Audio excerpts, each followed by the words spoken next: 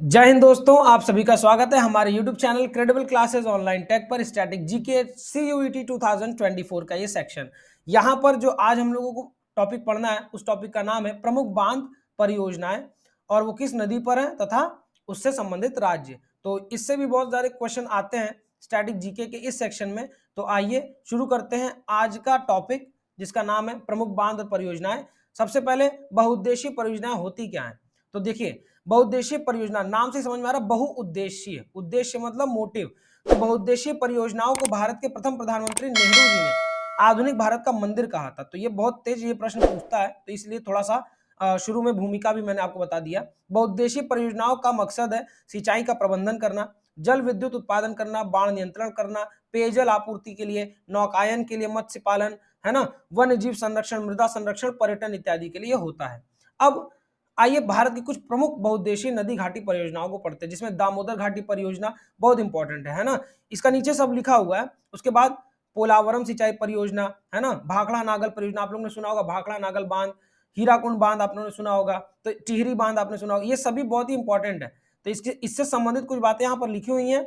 और आइए शुरुआत करते हैं आज के मेन टॉपिक की। तो सबसे पहले हम लोग परियोजना का नाम जानेंगे, वो किस नदी पर है इसको जानेंगे, और किस राज्य में है इसको जानेंगे। तीनों से ही प्रश्न बना बनाकर पूछा जाता है। आइए आज के सेशन की शुरुआत करते हैं।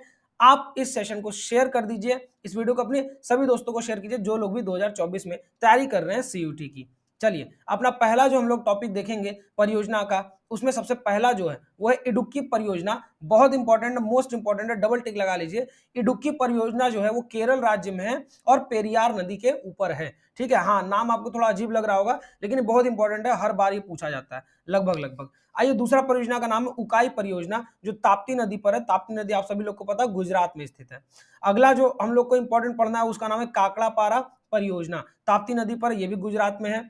फिर कोल डैम परियोजना जो है वो सतलुज, देखिए जो बहुत ही मोस्ट इंपॉर्टेंट है उसको मैं डबल टिक कर दूंगा, आप सभी लोग इस चीज का बस ध्यान रखते रहिएगा। फिर कोल डैम परियोजना जो सतलुज नदी पर है, जो कि हिमाचल प्रदेश में है। फिर गंगा सागर परियोजना, ये बहुत इंपॉर्टेंट, ये भी पूछा जाता है, चंबल नदी पर। अच्छा, चंबल कहां पर है? तो MP में है, मध्य प्रदेश। एक समय पर डाकुओं का गढ़ होता था चंबल, लेकिन यहीं से आप सभी लोगों को पता है कि हाल ही में एक पिक्चर बनी 12th फेल, तो जो जिस भी व्यक्ति के ऊपर वो बनी, अब आप सभी को पता किसके ऊपर बनी, तो ये वहीं से आते हैं। तो बाद में ये इसका ये जो चंबल एरिया है ये भी आज अच्छे कार्यों के लिए जाना गया है ना। अगला पढ़ते हैं जवाहर सागर परियोजना। तो जवाहर सागर परियोजना कहां पर है? चंबल नदी पर, ये भी है, ठीक है, राजस्थान पर। अब आप कहेंगे कि मध्य प्रदेश और राजस्थान, तो देखिए मध्य प्रदेश से होते हुए, ये राजस्थान से होते हुए ऐसे मध्य प्रदेश की ओर गिरती है। तो इसको आप लोग इस तरह से याद रखेंगे। फिर जायकवाड़ी परियोजना कहां पर है? गोदावरी नदी महाराष्ट्र में है। टिहरी बांध बहुत इंपॉर्टेंट, डबल टिक नहीं ट्रिपल टिक कर लीजिए। टिहरी बांध परियोजना कहां पर है? किस नदी पर है? भागीरथी नदी पर है। और भागीरथी नदी कहां है? तो उत्तराखंड में है। ठीक है, अगला है तिलैया परियोजना, ये भी इंपॉर्टेंट है, तिलैया परियोजना, तो ये कहां पर है? ये बराकर नदी झारखंड में है। तुलबुल परियोजना, ये भी बहुत इंपॉर्टेंट है। झेलम नदी, अब झेलम आप सबको पता है, 5 जो ऐसी नदियां, झेलम, रावी, चिनाब, ये सब कहां पर है? जम्मू कश्मीर में है। ठीक है, उसके बाद दुर्गापुर बैराज परियोजना, दामोदर नदी पश्चिम बंगाल में है। अगला जो परियोजना बहुत इंपॉर्टेंट, उसका नाम है दुलहस्ती परियोजना, चिनाब नदी, जम्मू कश्मीर। फिर शक्तिगृह परियोजना, कोरोडी नदी, महाराष्ट्र में, नागपुर में। नागार्जुन सागर परियोजना, ये बहुत इंपॉर्टेंट, कृष्णा नदी पर, नागार्जुन सागर परियोजना, डबल टिक कर लीजिए, कृष्णा नदी पर है, ये आंध्र प्रदेश में पड़ता है। ठीक है, AP। नाथपा झाकरी परियोजना, जो कि सतलुज नदी पर ही है, हिमाचल प्रदेश में। फिर पंचेत बांध है, दामोदर नदी, झारखंड। पोचमपात परियोजना, महानदी, कर्नाटक। फरक्का परियोजना बहुत इंपॉर्टेंट, मोस्ट इंपॉर्टेंट है, फरक्का परियोजना गंगा नदी पर। ठीक है, गंगा नदी पश्चिम बंगाल। ये परियोजना बार बार मैं शब्द ले रहा हूं, आप कंफ्यूज एकदम मत होइए भैया। परियोजना का मतलब बहुउद्देशीय परियोजना, परियोजना का मतलब इससे क्या क्या चीजें आगे की जा सकती हैं। ठीक है, बिजली का उत्पादन है, सिंचाई है, जैसा कि आपने ऊपर पढ़ा। बीच में से वीडियो को देख रहे हैं तो आप सभी लोग ऊपर जाकर देखिए, उस ऊपर भूमिका लगी हुई है। भूमिका का मतलब हमने बैकग्राउंड बताया है कि क्यों इन सभी चीजों को निर्माण किया गया हमारे प्रथम प्रधानमंत्री नेहरू जी के द्वारा। अगला बाण सागर परियोजना, बाण सागर परियोजना कहां पर है? सोन नदी पर है, मध्य प्रदेश में। फिर भाखड़ा नागल परियोजना बहुत इंपॉर्टेंट, डबल टेक, सतलुज नदी, हिमाचल प्रदेश, हरियाणा, पंजाब, इन सभी जगह नदी पर ये सभी राज्यों में से होकर सतलुज नदी बहती है। तो भाखड़ा नागल परियोजना मुख्यतः पंजाब हरियाणा के पास ना। भीमा परियोजना जो कि है पवना नदी के पास, तेलंगाना में। माता टीला परियोजना जो बेतवा नदी पर है, उत्तर प्रदेश, ये इंपॉर्टेंट है, उत्तर प्रदेश के लिहाज से। आगे बढ़ते हैं, रंजीत सागर बांध परियोजना जो कि रावी नदी पर है। र से रंजीत सागर और र से रावी नदी। रावी नदी कहां पर है? जम्मू कश्मीर। राणा प्रताप सागर परियोजना कहां पर है? चंबल नदी पर है, राजस्थान में। फिर सतलुज परियोजना, तो अब देखिए सतलुज नदी थी, अब सतलुज परियोजना का नाम है, तो ये कहां पर है? ये भी जम्मू कश्मीर के चिनाब नदी पर है।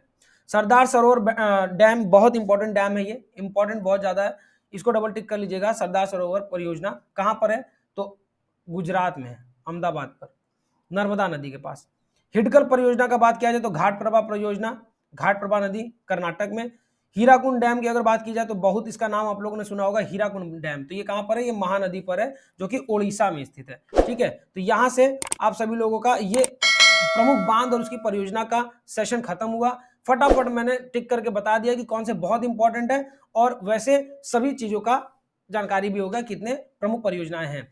तो इंपॉर्टेंट भी मिल गया और एक लिस्ट भी मिल गया। तो आप सभी लोग नोट्स बनाते रहिए और जुड़े रहिए क्रेडिबल क्लासेस के साथ। सीयूटी के जो भी सेक्शन आएंगे, सीयूटी के स्टैटिक जीके में आपको कहीं से भी कोई प्रकार का दिक्कत नहीं होगा, और जो भी 5 से 10 क्वेश्चन आने वाले हैं सीयूटी में से, इन 5 से 10 क्वेश्चन की जिम्मेदारी पूरा हम लोग लेते हैं, और आपके 5 से 10 क्वेश्चन वहां पर फंसेंगे और आप स्टैटिक जीके में कहीं से भी फेल नहीं होंगे। इसकी जिम्मेदारी बस वीडियो को ऐसे ही पसंद करते रहिए, यानी कि लाइक करते रहिए, और अपने सभी दोस्तों को, जो जो भी आप लोग के मित्र तैयारी कर रहे हैं सीयूटी की, उनको शेयर करते रहिए।